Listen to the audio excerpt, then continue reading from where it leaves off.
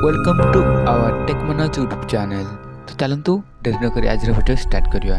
जदि आप आम चैनल को नुआ आछथि ताले प्रथमे लाइक सब्सक्राइब एवं पाखरे थिबा बेल आइकन को प्रेस करंतु। एही वीडियो रे कंप्यूटर रो फुल फॉर्म विषय रे जानिबा। प्रथम लेटर आछछि हमरो सी। सी रे हमरो कोन होउछि ना कैलकुलेट हैला। कैलकुलेट जहार अर्थ होउछि हिसाब करवा। तो तापर लेटर आछछि हमरो ओ। ओ रे जीवा हमरो ऑपरेट। ऑपरेट जहार अर्थ होउछि परिचालन करवा। तापर हमरो आसीबो ओ परे आसीबो हमरो एम।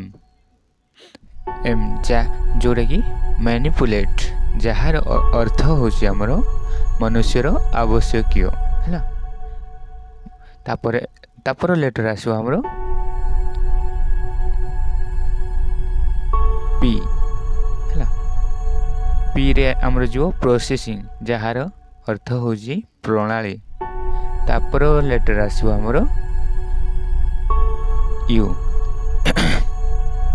यू यू रे जो हमरो यूनिवर्सल हैला जहार अर्थ होची विश्वव्यापी। तापर हमरो आसो टी। टी रे हमरो टेक्नोलॉजी है प्रजुक्ति विज्ञान जहार अर्थ होची प्रजुक्ति विज्ञान। तो तापर हमरो आसीबो ई एजुकेटिव।